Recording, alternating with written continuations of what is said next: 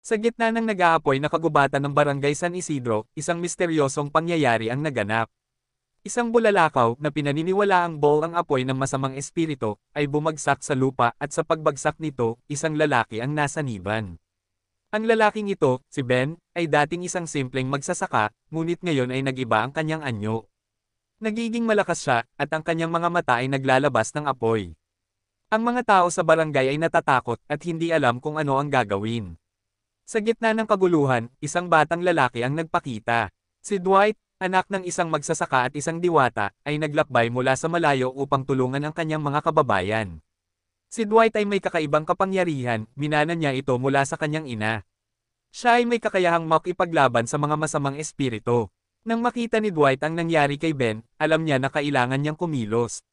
Naglakad siya patungo sa nasaniban na lalaki, at nagsimula ng isang mahabang labanan. Ang kapangyarihan ni Dwight ay nagmula sa kanyang puso at ang kanyang determinasyon ay nagmula sa kanyang pagmamahal sa kanyang barangay. Ang labanan ay naganap sa gitna ng nag-aapoy na kagubatan at ang mga tao ay nanunood ng may takot at pag-asa. Sa huli, nagtagumpay si Dwight.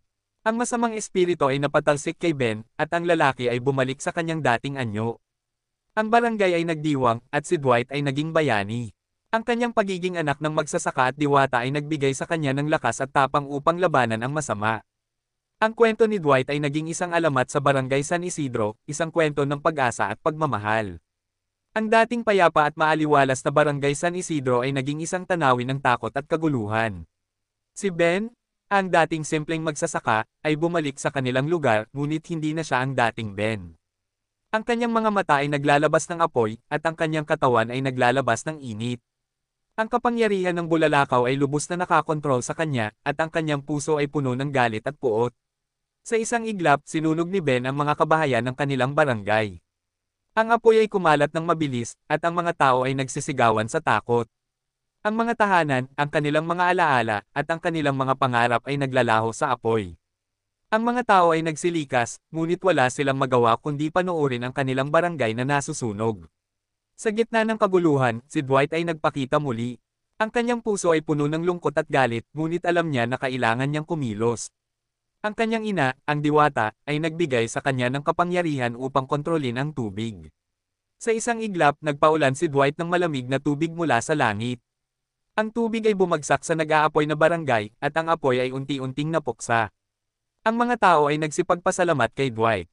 Ang kanilang bayani ay nagligtas sa kanila mula sa apoy at mula sa galit ni Ben. Ngunit ang labanan ay hindi pa tapos. Ang kapangyarihan ng bulalakaw ay malakas, at si Ben ay hindi pa rin nakakontrol. Ang barangay ay nangangailangan ng higit pang tulong at si Dwight ay handa ng harapin ang hamon. Sa gitna ng usok at abo ng nasusunog na barangay, si Ben ay tumakbo palayo.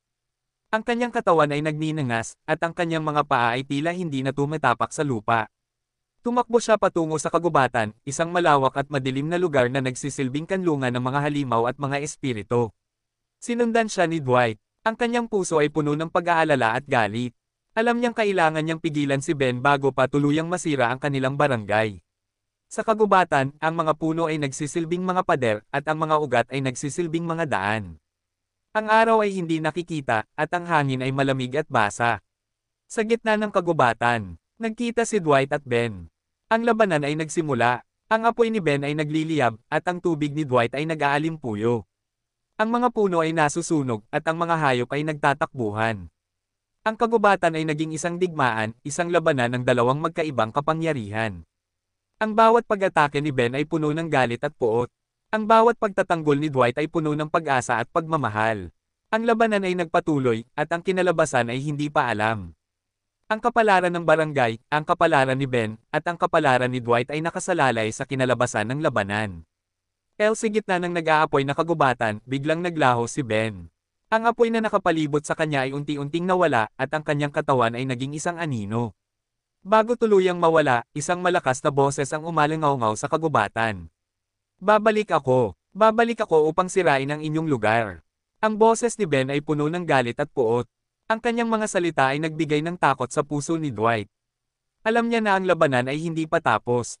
Ang bulalakaw ay nanatili sa loob ni Ben, at ang kanyang kapangyarihan ay naghihintay lamang ng pagkakataon upang muling magliyab. Si Dwight ay nanatili sa kagubatan, handa nang harapin ang pagbabalik ni Ben. Ang kanyang puso ay puno ng determinasyon. Ang kanyang ina, ang diwata, ay nagbigay sa kanya ng kapangyarihan upang protektahan ang kanilang barangay. Ang kanyang mga kakayahan ay patuloy na lumalakas, at ang kanyang pag-asa ay hindi kailanman naglaho. Si Dwight ay nagsanay ng husto. Nag-aral siya ng mga bagong paraan upang kontrolin ang tubig at nag-ensayo ng mga bagong diskarte sa pakikipaglaban. Alam niya na ang pagbabalik ni Ben ay hindi na malayo.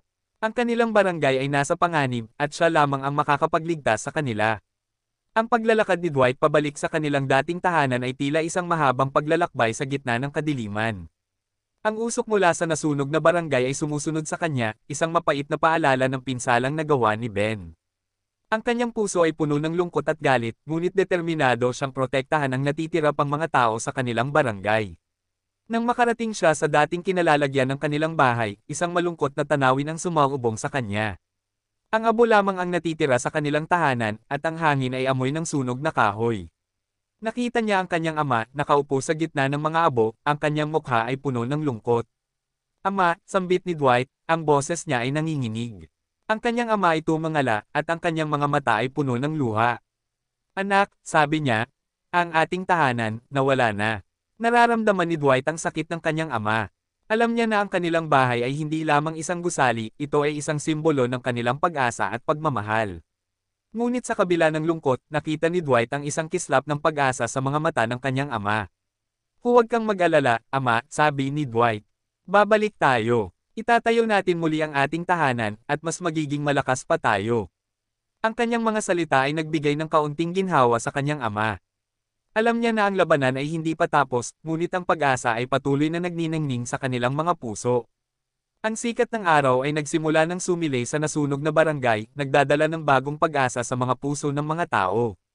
Ang mga tao ay nagsimulang maglinis ng mga abo, naghahanap ng mga gamit na maaaring mailigtas. Si Dwight at ang kanyang ama, si Ramon, ay nagsimulang magtayo ng bagong tirahan.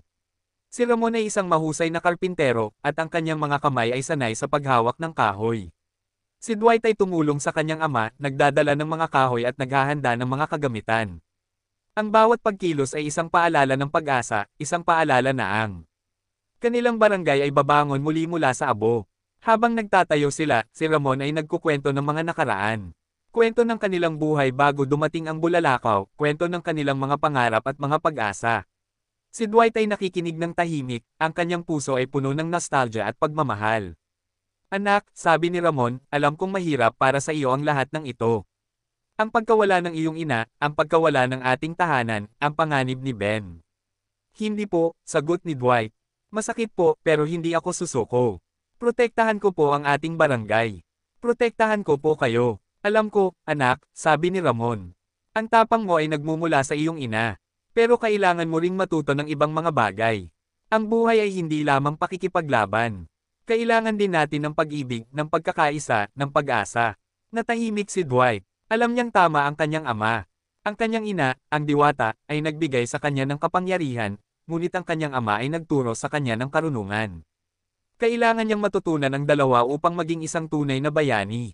Ang mga taon ay mabilis na lumipas. Si Dwight, na dating isang batang lalaki na may kakaibang kapangyarihan, ay naging isang binata na may matipunong pangangatawan at malalim na mga mata na naglalaman ng karunungan at tapang. Ang kanyang barangay ay muling nagtayong muli, mas malakas at mas maganda kaysa dati.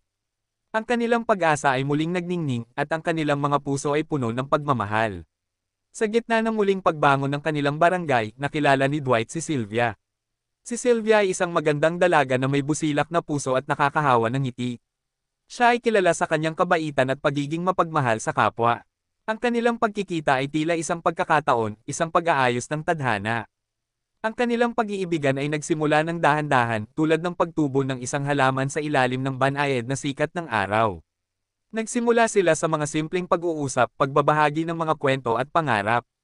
Unti-unti, ang kanilang pagkakaibigan ay naging pagmamahal, isang pagmamahal na nagbigay ng liwanag sa kanilang mga puso. Si Dwight ay nagagalak sa pagiging kasama ni Sylvia. Ang kanyang presensya ay nagdudulot ng kapayapaan at kagalakan sa kanyang buhay. Si Sylvia naman ay nagagalak sa tapang at kabaitan ni Dwight. Ang kanyang pagiging isang bayani ay hindi lamang nagbibigay sa kanya ng paggalang, kundi pati na rin ng inspirasyon. Ang kanilang pag-iibigan ay nagsilbing isang simbolo ng pag-asa sa kanilang barangay. Ang pagmamahalan nila ay nagpapatunay na ang buhay ay patuloy, at ang pag-ibig ay